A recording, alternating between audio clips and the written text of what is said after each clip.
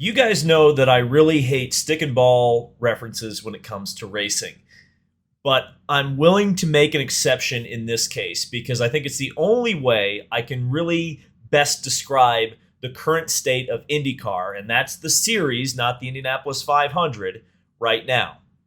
IndyCar, in my opinion, is a losing sports franchise. Now, let me be clear. We're not talking an 0-16 franchise. I'm saying that IndyCar kind of feels like I'm watching a 7-9 NFL team. They get a great couple of wins each year, and that keeps most of the fan base and some of the paddock complacent. But there's a growing sense that IndyCar is kind of treading water, and it's not necessarily moving past that 7-9, or maybe it doesn't even have ambitions of becoming a winning franchise. It's happy with 7 wins a year, and the 9 losses, it's fine. We're breaking even. My opinion is that IndyCar is in desperate need of a roadmap. Where is the sport headed? What is Roger Penske's ultimate vision for it? That's becoming a harder and harder question to answer, because right now it feels like IndyCar is stuck very much in a 2007 mindset. So I wouldn't want this video to be totally negative because, like I said, there's a lot of things that are super, super positive about IndyCar. And there's a lot of things that say to me that the ship isn't sinking by any stretch of the imagination. And there are hints that it's being pointed in the right direction. And I want to shed a spotlight on some of those before I kind of get into some of the negative things. One thing that I want to draw some attention to that I don't think gets a lot of attention, I don't even know if a lot of people know it's a thing, but on IndyCar.com, there's kind of a sporadic article series called Ask Jay, which essentially is a Q&A with the president of IndyCar, Jay Fry. And frankly, I think this is a direction that IndyCar should be leaning into more of. I'd like to hear more from the top brass. I'd like them to have more communication with not only the people within the sport, the teams and the drivers, but also speak to the fans, speak to the media more. Talk to us. Keep us up to date. Get us excited about things. And I think that's going to be a key theme throughout this video. What do we have to look forward to? But at the same time, keep it real. Not everything is awesome. And nor should it be. There are always things to improve on. And to expect that IndyCar is going to be perfect 100% of the time is unrealistic. At the end of the day, most of us are adults. We can understand that there are challenges and bumps along the road to the ultimate goal, whatever that is. And that's, again, kind of one of my things that I'm going to be talking about in this video is what is actually the goal at the end of the day? Where does IndyCar want to be? And I think that extra communication is going to go a long way. So I really appreciate that Jay Fry sets aside a little bit of time to do that on IndyCar.com. I think that's a very positive first step.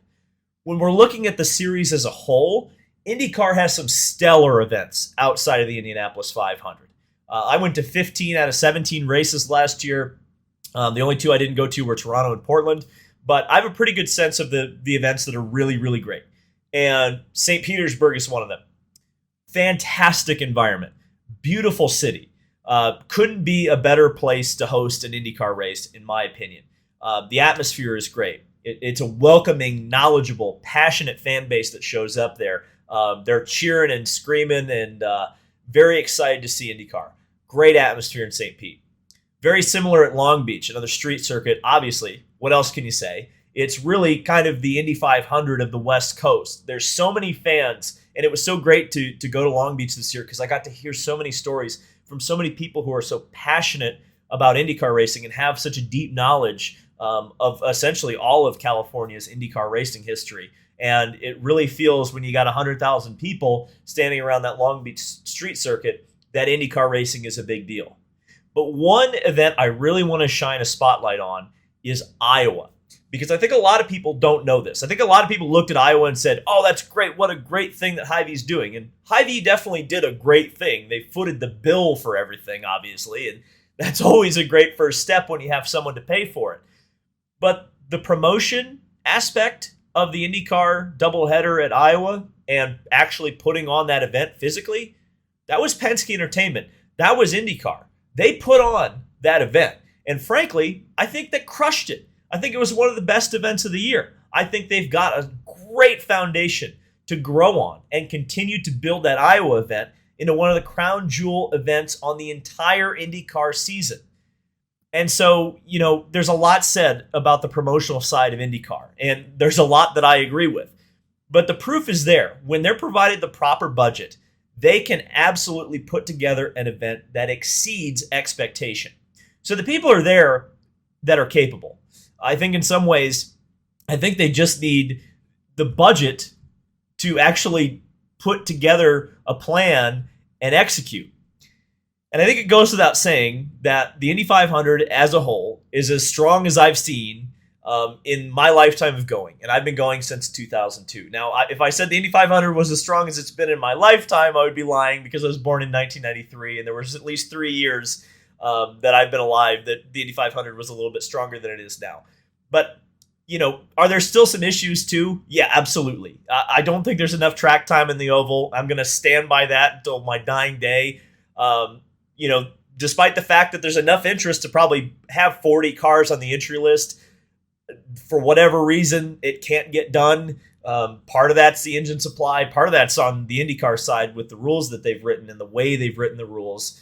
But there's the interest there. And boy, oh boy, do I miss the Freedom 100 and the memorabilia show being actually physically on the grounds of the Indianapolis Motor Speedway. But on the whole, the fact of the matter is, Doug Bowles and his team at IMS have revitalized interest in the Indianapolis 500. That event is on an upward trajectory, and it's gained massive international interest in the last few years. And I think that's a total credit to IMS, total credit to IndyCar, and those people who work to put that event on. Because I remember a time where the Indianapolis 500 around the 2012-2013 time period, it really felt like it was shrinking massively. And I think the amount that they've stepped up since then, and some of the things that they've done to solidify that event and promote it, have been great, and they've worked, because the crowd's as big as I've seen it at the Indy 500. But the problem with the Indy 500 interest being so strong, and the fact that it's so strong and has such an influence on the rest of the entire IndyCar season, the 500 kind of absolves the rest of the series of a lot of much-needed criticism, because as we learned from Adam Stern on this very channel in the month of May, the 500 literally bankrolls the rest of the IndyCar season. So when the 500's doing well, I get the sense that a lot of people feel like, oh, well, 500's doing well, who cares about the rest of the season? But I think for the people involved in the sport and the people who are passionate about the sport, want to follow it all year long, I don't think it's enough to say, okay, there's 2 weeks in the year where IndyCar is humming along and it's working and everything is going well. Because you've got another 16 events that need to have that same feeling or close to it. And many events, to me, don't have that interest level. Maybe they get a decent crowd coming to the racetrack, but I see it in my numbers. When I go to, a random race in July, the interest level in me covering a practice day or interviewing drivers or talking about the race itself is down. And you see it in the TV ratings too. They kind of gradually peak all the way to the Indy 500, and then they start the downward slope all the way down to the point where the season finale got 500,000 viewers. And that was a real shame. And to the point with the viewership, that IndyCar is now threatened in the U.S. for top dog as the top American open wheel series. And what do I mean by that? Well, F1, the 5,000-pound gorilla in the room. Now, IndyCar will never compete with F1 on a global scale. I think that 1993, the Mansell-Mania, that was a one-off. I don't think that will ever happen again.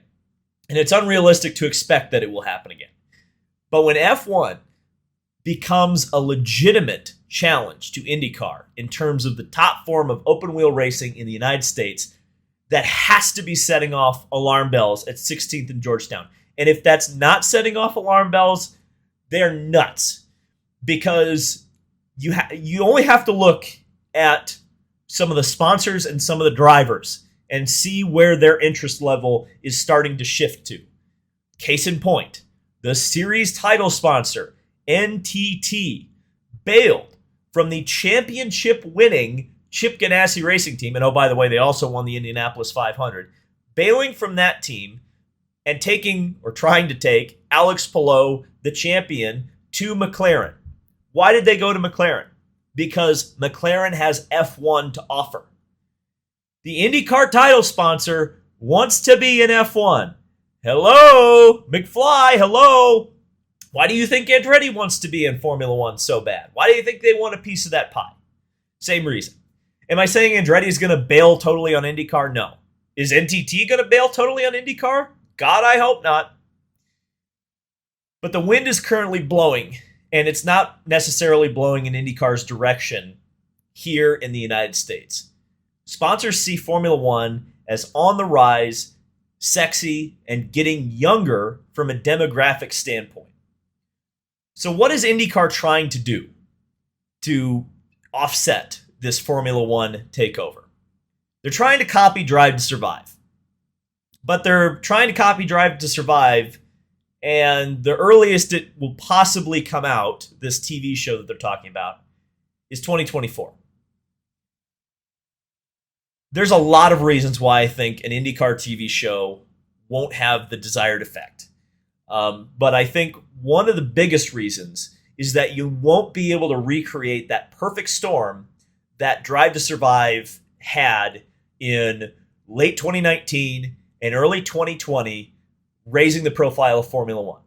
Because the entire world got locked down and the entire world was turning on their Netflix because they couldn't go outside, they couldn't go to work, they couldn't go enjoy the things that they usually did. They turn on Netflix and what do they see? Formula One, Drive to Survive. Then they look on social media and everybody's talking about Formula One, Drive to Survive. Oh, I guess I'll check this out. So everybody watched it and everybody started talking about it.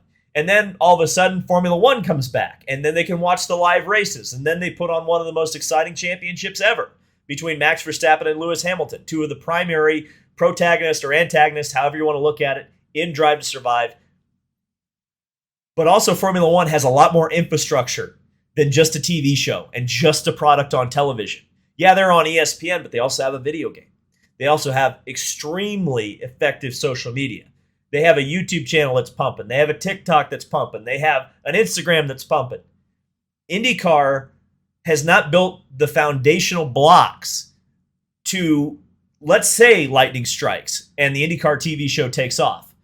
Will IndyCar be able to sustain a huge amount of fans all of a sudden flooding social media? I don't know. How'd they handle Alonso in 2017? How many of those people stuck around when you had 2 million people tune in on YouTube to watch one car go around the Indianapolis Motor Speedway? I don't know. Who are the stars in IndyCar? That's another thing that's really important to look at because the jerseys that I saw last year, the majority of the sales, who was wearing their jerseys out around the IndyCar paddock? Romain Grosjean. Saw so many Romain Grosjean jerseys. Why is he famous? It's not because of IndyCar. It's because he raced in Formula One and he had a big crash on Drive to Survive. And everybody looks at him as a hero. Rightfully so, because he is. Jimmy Johnson, 7-time NASCAR champion. Do I have to say anything else? Guy sells a lot of merchandise. The 2 IndyCar drivers that I actually saw that had sizable amounts of jerseys sold in lots of places. Colton Herta. Yes, he has had success in IndyCar. Though he has not become a champion yet, he has not won the Indianapolis 500. But I think one of the biggest reasons that Colton Herta has become a household name is not necessarily because he's successful in IndyCar. Well, kind of. It's because of his success in IndyCar that he's gotten the F1 press's attention. Then all of a sudden, all the F1 marketing machine and the media machine around Formula One talks about Colton Herta. And guess what? People show up to the racetrack to see Colton Herta because F1 did the work to build Colton Herta up to be this big star. Pato O'Ward, similar situation, though I would say McLaren's done a lot better job of building Pato O'Ward up as a star than Formula One has. But still, Pato O'Ward gets that F1 rub. He's at the Mexico City Grand Prix. He's testing Formula One cars. people like Pato, and I've said this before, Pato would be the biggest star, I think, if he was promoted the way he needs to be. But it's not necessarily IndyCar doing it. Where's the support for Will Power, Scott Dixon, Joseph Newgarden? I know that the hardcore IndyCar fans really like Bus Bros, and trust me, I like Bus Bros too. But is that necessarily something that's going out to the masses? Are people seeing that outside of the IndyCar clique? And how can we get Bus Bros outside of the IndyCar clique? Because that, I think, if people saw it, would jump Joseph Newgarden and Scott McLaughlin to huge stardom. I think IndyCar in some ways has learned the wrong lesson from the Alonso effect. And I think I have too, frankly, because, you see it. A lot of times when I talk about IndyCar, I'm getting excited because, oh, hey, Kyle Larson's showing some interest. Maybe Daniel Ricciardo will come over. These big names, you think, wow, that would really help IndyCar if these big names came over and shone a spotlight on this series. I think IndyCar gets to that thought process and stops there. They think, wow, it sure is great that Romain Grosjean wants to come over here, and look at all these eyeballs he's bringing. But I wish they would follow through a little bit more and say, okay, all these eyeballs are here with Romain Grosjean or Kyle Larson or Kyle Busch or whoever's coming over. And you say, okay, how do we get these guys who are here for Kyle Larson to get interested in Kyle Kirkwood or David Malukas or Callum Ilott?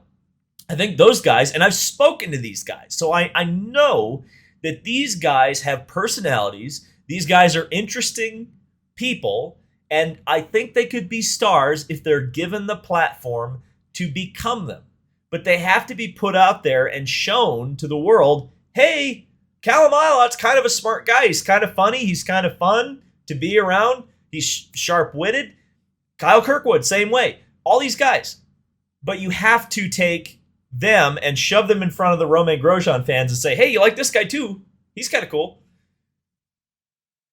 The answer has to be more than, we've got a TV show coming in 2 years, is what I'm trying to say. Marshall Pruitt, I think, made a great point on his podcast about a week ago. When we're talking about moving the IndyCar sport forward. Because most of the growth and the change and the evolution of IndyCar was made in 2018 and 2019, when Jay Fry, who is still the current president of IndyCar, had a lot more say-so than he does now. Some examples.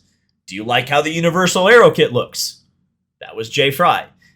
The car count's going up. New teams. Juncos Carlin, Meyer Shank Racing Dragon Speed, Jay Fry. Red Bull Aeroscreen, great safety innovation. Maybe need to work on it in the rain, but as a whole, we've already seen it save some drivers from injury. Jay Fry. Even the hybrids, which I don't personally I'm not a personal huge fan of the hybrids or the new formula. I don't think it's necessarily going to end up with a whole lot of new manufacturers. It's pretty clearly just appeasing Honda. But Jay Fry, that was put into effect, the hybrid rules, summer of 2019. What has IndyCar done recently? What have they put in place recently, as in the last 3 years, to say, here's our next goal.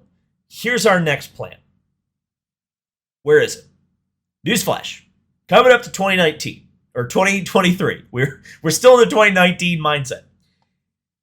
I can hear the excuses now because I've seen it a lot from IndyCar fans or IndyCar defenders. And there's nothing wrong with this. And I need to say, to IndyCar's credit, I have not heard them specifically use this as an excuse. But I hear this excuse a lot.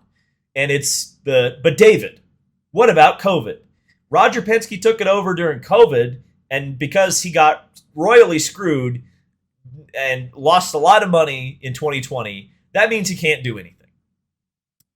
I don't know, man. That was 2 years ago. And there's no doubt that Roger Penske got screwed. He got screwed so hard in 2020 for the Indy 500. I hope somebody someday writes a book with all the truth of what happened there, because you wouldn't believe it, how badly he got screwed and how much money they lost. Because as we know, the Indy 500 is what props the entire series up. So Roger Penske had to prop the entire series up for an entire year. Is the series in a better place after 2020 than it would have been under anybody else than Roger Penske? Absolutely. The recovery was quicker because of Roger Penske. You have to give him credit for that. I give him credit for that. But the fact of the matter is, the world largely has moved on past COVID. And I have to say that COVID is beginning to sound a lot like a whole lot of other long line of excuses I've heard as an IndyCar fan for the longest time. Before COVID, it was the economic recession of 2008. Well, we can't do anything because of the recession. And before that, we can't do anything because of the split. I'm tired of hearing that. Newsflash. Here's another newsflash. The split ended in 2008, which was the same year that the economic recession happened. Now, there might be another economic recession, but we won't get into that. We are now further away from 2008 than 2008 was from the split in 1996. 15 years we have been out of the split. We were in the split for 12. So at some point, the mistakes or the circumstances which have hurt IndyCar in the past have to be put in the past. And I think IndyCar really struggles with that sometimes. I think sometimes they look and say, well, that didn't work in 2006. I don't know if we could really do that again. Or, just nervousness of kind of looking at IndyCar when it wasn't in as good of a place, and some of the things that they tried that didn't work, or maybe it makes them timid to try things because of the fact that a lot of times throughout history, leadership has made such enormous mistakes that they don't want to be the next guy to make a big mistake. And I understand that. Trust me, I understand that. But it does make me miss a little bit of that Randy Bernard era, that kind of 2010 to 2012, where Randy Bernard ran the show. Because was he perfect? Hell no. He wasn't a racing guy whatsoever. And a lot of those racing things tripped him up spectacularly. I mean, he failed in spectacular fashion in a lot of ways. But one of the things that I think Randy Bernard really did well was he was an excellent promoter and an excellent communicator. He didn't put up with a lot of the legacy BS that I think we're still dealing with today. He didn't let the split or the economic recession become an excuse to not do anything. And I don't know. I think Randy embraced the good parts of IndyCar history, because there are a lot of good points in IndyCar history. You think about it, Randy brought back the 500-mile races that outside of the Indianapolis 500, which hadn't been done at all in the IRL era and hadn't been done in kart since 2002. But at the same time, he was bold enough to change the things that were obviously not working. And I think that's something that's really missing right now. I miss that boldness in IndyCar. At the end of the day, here's my simple ask from IndyCar. And it really is a simple ask. I'd really like them to communicate more. I heard someone who's associated with the Penske team say this to me, that Roger Penske kind of runs the series like he runs his team, which is to say a lot of it's cloak and dagger. Like, we're not going to let our secrets out. We're going to be really quiet about how we do things. We're not going to brag. And I just got to say this, man. This isn't 1994, and this isn't the Penske team building the Mercedes engine in secret. Like, this is a series, and there's a lot of people who have a lot of stake in the series and want to know where it's headed. And I think it's important to know, what are Penske Entertainment's goals? Where do they see IndyCar in 10 years? Where is the sport headed? I'd like to see a roadmap. Just point us in a direction and say, we're heading this direction. You're either with us or we're going to do our best to get you on board. I mean, that's at the end of the day, that's all I really want, because I think that's what's missing right now. I think it's a I don't want to say it's necessarily a great product, but I think it's a very good on-track product. It's entertaining, but it needs a little bit more juice. I'd really like to see, and I think that starts with communication. I'd like to see IndyCar regularly update the fans, the media, the teams, the drivers on what they're doing. I mean, whether it's monthly articles similar to that Ask Jay article that I brought up, but I would even go as far as to say I think every month for 30 minutes. I mean, all I need is 30 minutes. you sit down with Roger or Jay Fry and you have them answer questions or just talk about the state of the sport. I think that would do so much for confidence in where IndyCar is headed and would make everyone feel like they're a part of something that's moving forward.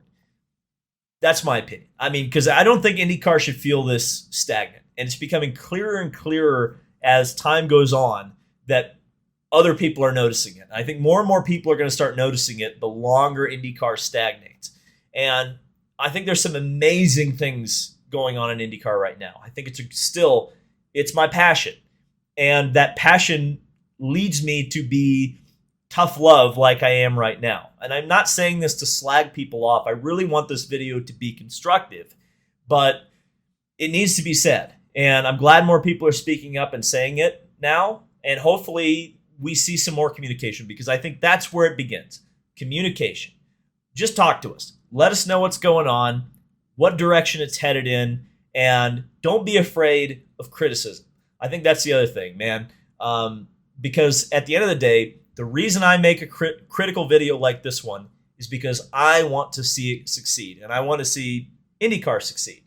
And I really don't have time to be, I don't have time to cause trouble I don't want to cause trouble. I want to work with, IndyCar on the media side to help them move forward. And sometimes, unfortunately, it means making critical statements or making critical videos. Hopefully that this hasn't been too critical. I think it's been constructive. I'd be very interested to see what you guys have to say in the comment section below. I apologize that this was so long too, but I feel like there's a lot that needs to be discussed, and hopefully I covered most of it. So thank you guys so much for watching. This has been David Land on YouTube. It's kind of more like the David Land podcast. Maybe we'll work on doing that at some point. But until then, we'll see you in the next video.